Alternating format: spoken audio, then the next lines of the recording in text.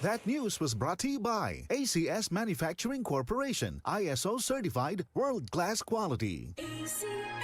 Santon Vitamin C, ang alkaline na vitamin C. Ako nga pala si Herina, mayroon akong UTI. Sinubukan ko ang Santon Vitamin C at laking gulat ko dahil naging okay na aking paghihi. Subukan niyo rin ang Santon Vitamin C. Santon Vitamin C, ang alkaline na vitamin C. Mabibili sa pinakamalapit na butika sa inyong lugar. Santon Plus Coffee Mix. Ako si Janine, gustong-gusto ko talaga ang Santon Plus Coffee Mix kasi hindi ako nakakaramdam ng palpitations. Hindi katulad ng dati kong kape, kaya mas hiyang ako sa Santon Plus Coffee Mix. Santon Plus Coffee Mix. Kape na, gamot pa.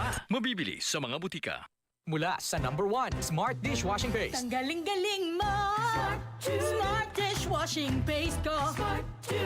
Pritong ulam na masebo, plato at kaldero. Tanggaling for everyday. Ganyan pag Smart ang dishwashing paste. May double tanggaling formula. Tanggal galing ang sebo at bakterya. Bahid para walang bahid, linis fantastic sa metal at plastic. #1 ko to! Tanggaling-galing mo! Smart Dishwashing Paste. Heavy duty linis bawat pahid. Smart Dishwashing Paste, manufactured by ACS Manufacturing Corporation. ISO certified, world-class quality. Santon Plus Herbal Capsule. Ako si Roy, taga Santa Rosa, Laguna. Malabo yung mata ko. Sabi ng doktor, may glaucoma daw ako. Pero tinry kong uminom ng Santon Plus Herbal Capsule. Inaraw-araw ko, nawala yung glaucoma. Nabis talaga yung Santon Plus Herbal Capsule. Santon Plus. Mabibili sa mga butika. Goodbye to me, Mancha. Hello, bright bar blue. Isang labanan yan. Bright bar blue. Pride Bar Blue with powerful stain-away enzymes. Malupit magtanggal ng dumit mancha pero di masakit sa kamay. Goodbye to me, Mancha. Hello, bright bar blue.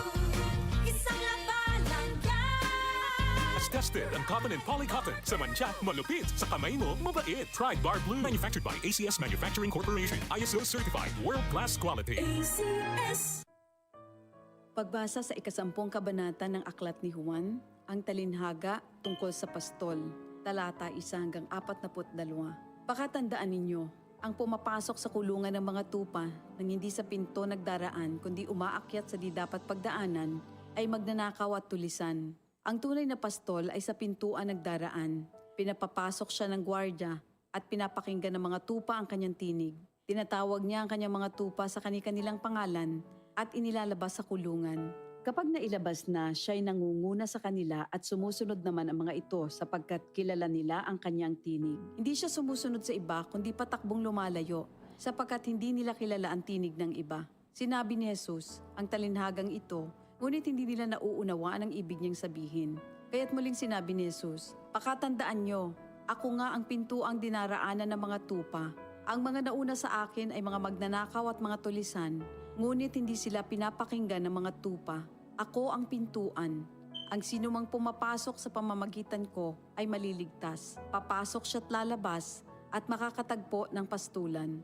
Dumarating ang magnanakaw para lamang magnakaw, pumatay at manira. Naparito ako upang ang mga tupa ay magkaroon ng buhay, ng isang buhay na masagana at ganap. Ako ang mabuting pastol. Iniaalay ng mabuting pastol ang kanyang buhay para sa mga tupa. Ang bayaran ay tumatakas kapag may dumarating na asong gubat. Iniiwan niya ang mga tupa, palibasa hindi siya pastol at hindi kanya ang mga ito.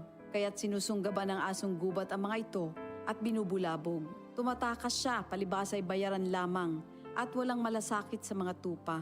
Ako nga ang mabuting pastol, kung paanong kilala ko ng Ama at siya kilala ko, gayon din naman kilala ko ang aking mga tupa at ako'y kilala nila.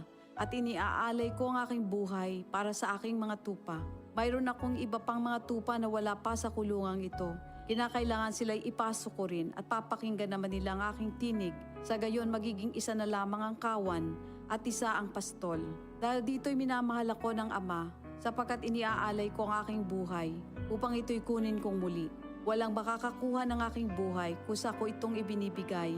Mayroon akong kapangyarihang ibigay ito at kuning muli. Ito ang utos na tinanggap ko sa aking Ama. Dahil sa mga pananalitang ito, hindi na naman nagkaisa ng palagay ang mga Hudyo. Marami sa kanila nagsabi, talagang sinasapian na ito ng demonyo at nababaliw. Bakit ba kayo nakikinig sa kanya? Sinabi naman ng iba, hindi nakakapagsalita ng gano'n ng isang sinasapian ng demonyo. Nakakapagpagaling ba ng bulag ang demonyo? Taglamig na noon at kasalukuyang ipinagdiriwang sa Jerusalem ang pista ng pagtatalaga ng templo. At habang naglalakad si Jesus sa templo, sa portiko ni Solomon, pinaligiran siya ng mga Hudyo at sinabi sa kanya, "Hanggang kailan mo ba kami ilalagay sa alanganin? Kung ikaw nga ang Kristo, sabihin mo na ng tuwiran." At sumagot si Jesus, "Sinabi ko na sa inyo, ngunit ayaw ninyong maniwala. Ang mga ginagawa ko sa pangalan ng aking Ama ay nagpapatotoo tungkol sa akin. Ngunit ayaw niyong maniwala sapagkat hindi kayo kabilang sa aking mga tupa. Nakikinig sa akin ang aking mga tupa. Nakikilala ko sila. Sumusunod sila sa akin. Binibigyan ko sila ng buhay na walang hanggan. Kailan may hindi sila mapapahamak at hindi sila maaagaw sa akin ninuman. Ang aking Ama na siyang nagbigay sa kanila, sa akin, ay lalong dakila sa lahat at hindi sila maaagaw ninuman sa aking Ama. Ako at ang Ama ay iisa."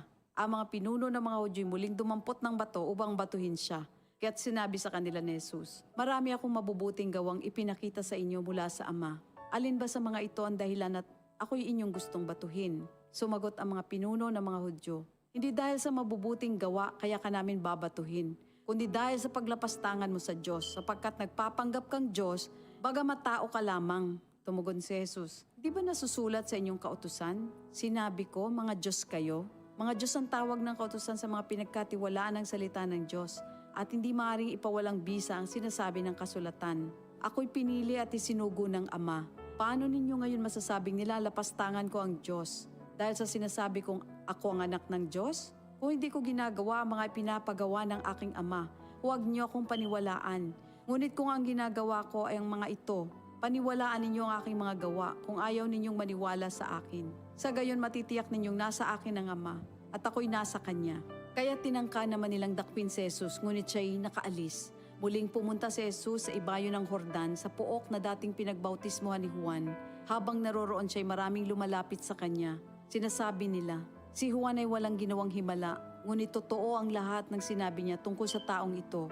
At doon, maraming sumampalataya kay Jesus. Ito ang salita ng Diyos. Ito ang DCXL News. 558 kHz. 6 na dekadang maaasahan sa balita at serbisyo publiko. Ang himpilan ng RMN Network sa Mega Manila. Live sa radyo at online.